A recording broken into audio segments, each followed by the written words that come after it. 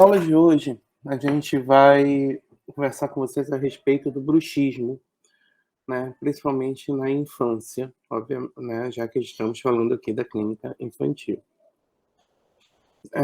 É uma alteração bastante frequente, né, que causa muitas dúvidas clínicas, né, tanto ao clínico geral como até nós mesmos odontopediatras, principalmente na abordagem, né, quando a criança manifesta sinais e sintomas desta condição. A palavra, apesar de ter essa associação, né, com a palavra bruxa, né, e daí essa nossa brincadeira, né, nesse título da aula, nada tem, na verdade, a origem da palavra é grega, de um termo chamado bruxem, né, que significa em grego ranger os dentes, né. E aí nas traduções, né, para o português acabou se adaptando para bruxismo, né. E aí, quando você busca, qualquer informação na internet, e aí a gente tem sempre aquele cuidado, que a internet é a internet das coisas, né, onde você acha informação e, entre aspas, veracidade para tudo, né. E até mesmo, por exemplo, os pais ou alguém da família mais interessado, que faça uma busca rápida: "Ah, pode ser que ele tenha bruxismo", né, e o que será que a gente faz? E antes de procurar um profissional, pode procurar, né, informações na internet. E aí a gente sabe muito bem que essa nossa busca não pode ser uma busca feita de qualquer jeito, né. Há sempre aquele cuidado criterioso na seleção das informações, porque, por exemplo, hã, aqui é um exemplo de um site onde falava das causas do bruxismo e os tratamentos caseiros. E aí, das causas apontadas, por exemplo, essa matéria, né, listava maloclusão dental, ou seja, um alinhamento anormal dos dentes que impede a boca de fechar bem, e que por isso a pessoa teria bruxismo. Será? Será que a maloclusão ou um alinhamento anormal é um fator causal de bruxismo? Aqui nesse outro exemplo, né, bruxismo infantil, que é causa, sintomas, tratamento, placa, né? E, nesta matéria, apontava que um tratamento caseiro seria fazer compressa quente, deixando por 20 minutos no local que dói. Você imagina fazer uma compressa quente na face de uma criança, né. Mas ainda, como outras opções, poderia tomar chá de camomila, lavanda, alecrim ou erva cidreira para deitar e relaxar, né. Claramente todas as crianças tomam esse chá e acham uma delícia, né. Ou ainda colocar cheiros florais específicos para o ambiente no cômodo de dormir, para auxiliar no sono, e tomar banhos quentes para relaxar o corpo. Então será que esse é o tratamento eficaz para o bruxismo? E ainda mais grave, né, em diversos sites de compras online, você já pode comprar sua placa para bruxismo. Pare de ranger os dentes agora mesmo, ó, por R$ 60 mais frete, obviamente, né, ou você compra uma placa totalmente individualizada e personalizada, né, para você parar de ranger os dentes. No Mercado Livre tem mais barato, né, um par por R$ 28. Será que essas placas são universais? Será que elas fazem, você parar de ranger os dentes? Hum. Então, sempre que a gente vai fazer qualquer busca na internet, isso vocês já viram em diversas aulas, né, esse nível de evidência, né. Então essa aula, não obstante, ela é pautada em cima disso, né, em evidências científicas, né, das mais recentes. né? E tentando quebrar aí alguns mitos e paradigmas que vêm se perpetuando a respeito deste tema. Então, é muito comum na clínica, né, na nossa rotina clínica, a gente se deparar com as seguintes situações. Ah, doutor, ele reclama muito quando acorda, diz que a bochecha dói. Eu olhei, mas não vi nenhuma afta. O que será isso? Ainda. Doutor, eu vim até aqui hoje porque já tem um tempo que nota que às vezes meus filhos fazem um barulho engraçado com a boca enquanto dorme. São os dois relatos típicos mais comuns que já fazem com que a gente levante um alerta com a suspeita do bruxismo. E atualmente ele é um dos principais motivos para os pais buscarem consulta odontológica, entre outros. Então, em 2013, havia um consenso, né, que o bruxismo ele era uma atividade de músculos envolvidos na mastigação, caracterizada pelo apertar ou ranger dos dentes, ou ainda quando o paciente movimenta a mandíbula, podendo ocorrer no sono ou na vigília. E aí, esse conceito foi atualizado em agora mais recente, em 2018, onde o bruxismo do sono é uma atividade muscular mastigatória durante o sono, caracterizada como rítmica ou não rítmica, e não um distúrbio de movimento ou distúrbio do sono em indivíduos saudáveis. Né? Então, ele não é um distúrbio de movimento ou distúrbio do sono, é uma atividade muscular mastigatória que ocorre durante o sono. E o bruxismo da vigília é uma atividade muscular mastigatória durante a vigília, caracterizada pelo contato repetitivo ou sustentado com os dentes em contração muscular estática e dinâmica. Então, a pessoa aperta, mas sem contato dentário, ou pelo apoio ou empurrão da mandíbula. E não é um distúrbio de movimento em indivíduos saudáveis. Né? Então, existe o verdadeiro apertamento com contato dentário, mas também pode ter o sem contato dentário.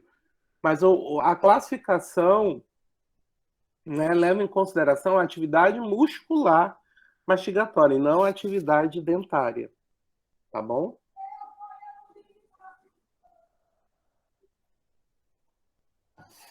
Quanto à prevalência, estima-se hoje, mais atualmente, ainda neste trabalho de 2018, que de 5 a 8% tenha o bruxismo do sono da população mundial, né? Sendo mais prevalente na infância, onde essa prevalência varia de 14% a 38%, né? 8% em adultos e 3% na melhor idade.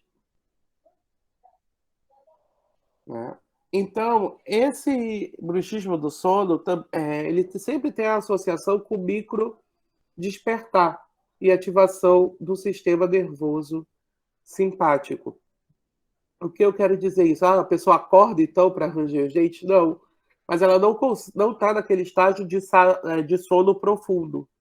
Né? Algum evento biológico ou psicológico ou concomitante ocorre, a pessoa tem o micro despertar, né, mas não acorda totalmente, e começa a fazer o movimento com os músculos mastigatórios. Né? E sempre decorrente da ação, da ativação do sistema nervoso simpático. O bruxismo da vigília, ele já tem uma prevalência variada de 20 a 40%, sendo predominante na população jovem adulta e adultas, dependendo da atividade laboral. Logo, eu de antemão já adianto para vocês que quando ele ocorre na vigília, há uma associação positiva com níveis de estresse, ansiedade, né, e atividades que exijam alta performance de concentração. Então, como é classificado o bruxismo? Ele pode ser classificado como primário ou secundário, ou do sono e da vigília. Né? E vocês vão ver que essas duas classificações se correlacionam. O primário, normalmente, é um distúrbio crônico, causa idiopática, né, que ocorre em maior predominância na infância e adolescência. O secundário é associado a determinadas condições, exposição a fatores ambientais. O do sono, ele afeta principalmente dentição decídua e dentição mista. E o da vigília, que ocorre quando a pessoa está acordada, né, no turno diurno, né, afeta mais a dentição mista e dentição permanente. Então, logo, a gente vê a relação do bruxismo primário com o bruxismo do sono, né, afetando crianças e adolescências, a dentição decídua e mista, né, e o secundário com a vigília, né, associada a determinadas condições, exposição a fatores ambientais de ansiedade, estresse, né, ocorre o apertamento, a contração dessa musculatura mastigatória enquanto a pessoa está acordada, afetando mais a dentição mista e dentição permanente.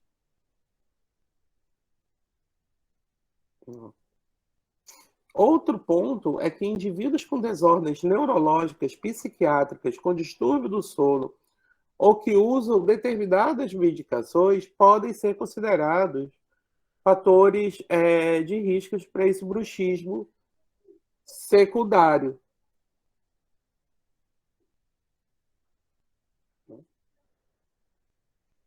Esse trabalho mostra a prevalência de bruxismo do sono em crianças. Foi uma revisão sistemática, né, onde os dados, após feita a revisão, mostrou que a prevalência variava de 3,5% a 40,6% em crianças até 12 anos, sem diferenças entre os gêneros. Né? O diagnóstico do bruxismo do sono, em sua maioria, foi feito por relatórios de observação feitos pelos responsáveis, e nenhum dado epidemiológico estava disponível nos estudos e nem adotando outras estratégias diagnósticas quantitativas. Ou seja, não tem como aferir, né, esse diagnóstico de uma maneira mais matemática, por assim dizer, né, a não ser baseado nos relatos em questionários estruturados, mas baseados no relato dos responsáveis. Né? E um fator interessante é que isso também já se mostra, né, como em nível de evidência forte, é que a prevalência diminui com o avançar da idade. Então, é uma condição muito mais presente realmente em crianças e adolescentes. Né? Nessa outra revisão, encontraram-se associações positivas, né, do bruxismo do sono com a síndrome de Rett, em 97% dos casos, com a síndrome de Down, em 42% dos casos, e em crianças que apresentavam o transtorno do espectro autista, né, em 32% dos casos.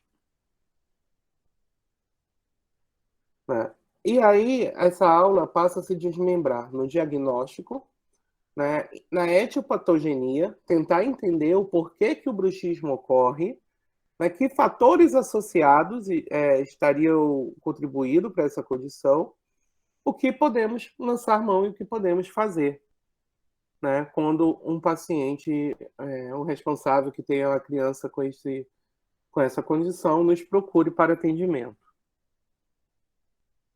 Então, primeiro, o diagnóstico. De acordo com o consenso, o diagnóstico ele pode ser possível, provável ou definitivo. O nível possível ele é baseado no autorrelato em questionários que os responsáveis irão responder. O provável, além do autorrelato, eu já tenho sinais clínicos, que a gente vai já falar para vocês que sinais clínicos seriam esses. E o definitivo seria o autorrelato, a presença de sinais clínicos e a polissonografia, né, que é um exame que você faz, são vários sensores e eletrodos conectados ao seu rosto, né, além de um dispositivo para avaliar a frequência cardíaca, a frequência respiratória, né, e você tem que dormir por uma noite numa clínica do sono, para que seu sono seja avaliado. Então, o autorrelato é feito pelos pais. Então, sempre tem a, um poder de viés aí elevado, né? Pois as informações podem ou não ser potencializadas, né? Ou até mesmo negligenciadas. Os sinais clínicos seriam desgaste dentário, né? Principalmente em dentes descidos, né? Lembram, eles são menos mineralizados que dentes permanentes, então são mais suscetíveis à perda mineral. Né? Mas eu tenho que considerar ainda o tipo de dieta e se a saber se há ou não refluxos gastroesofágicos, pois isso podem serem fatores de confusão, né, para esses desgastes dentários.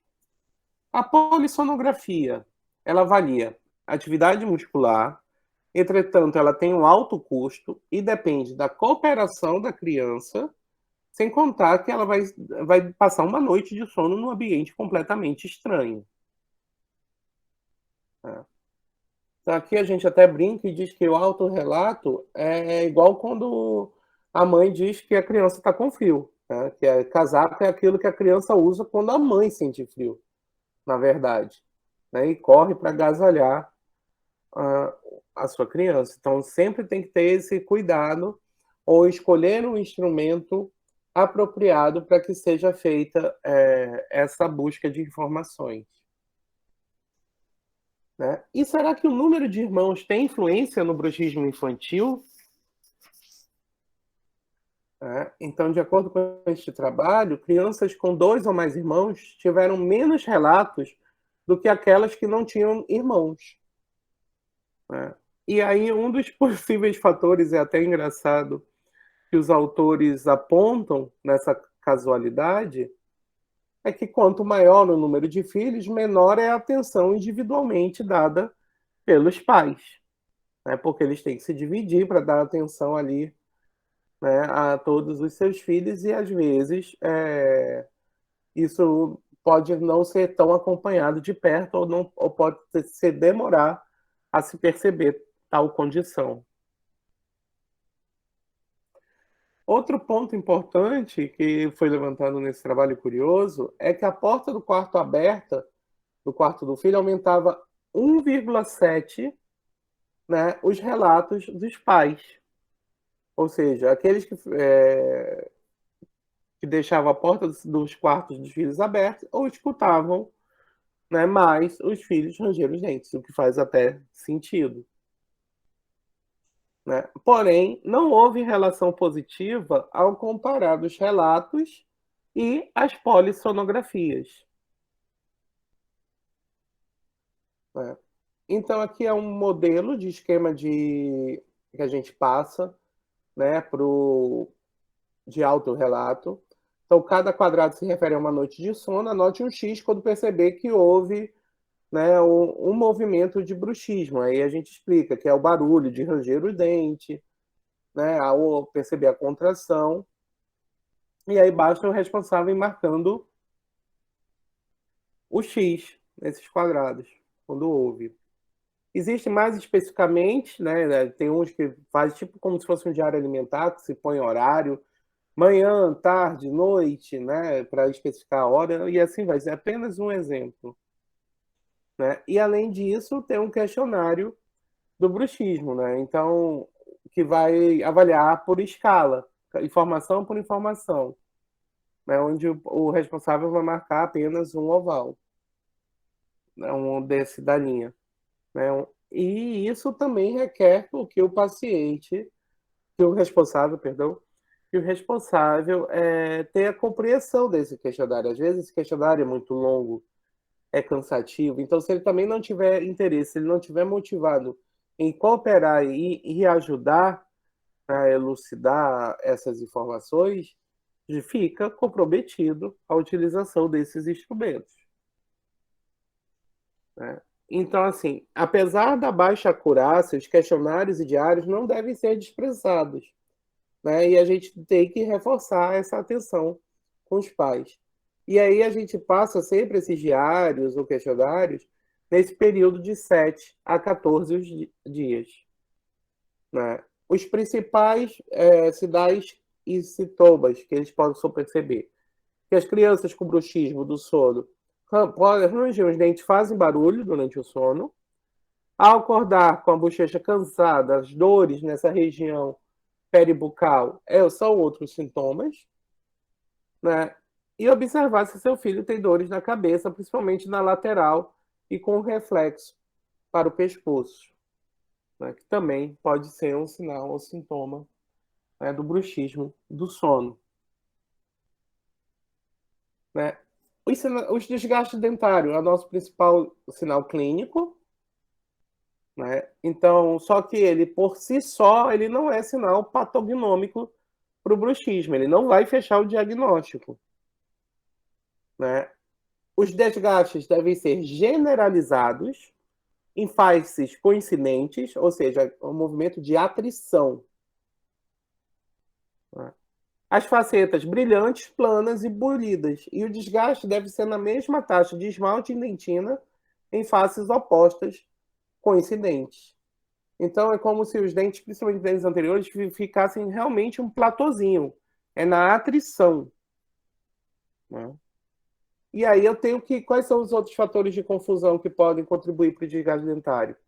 O tipo de dieta, principalmente se for uma dieta muito erosiva, né? Então, se toma muitos sucos de frutas ácidas, como limão, laranja, né? Refrigerante baseado de cola, muita uva, muito maçã, né? Então, isso acaba contribuindo, né, para uma maior erosão das estruturas dentárias. Então, isso tem que ser eliminado ou tem que ser avaliado durante a nossa avaliação clínica. Lembrar ainda também do refluxo gastroesofágico, né? Quando ácidos presentes no estômago retornam para o esôfago, causando náuseas e um bom gosto amargo, né? Então, aqui também há um desgaste dentário, só que aqui, normalmente, quando ele está presente, esse desgaste acaba afetando também as faces linguais e palatinas, né, dos elementos envolvidos, e não só ali a face incisal e face oclusal, esse movimento do bruxismo, né? Considerações quanto à polissonografia. É um exame caro, né? Tem que ter a cooperação da criança, porque vão ser ligados nela diversos dispositivos, né?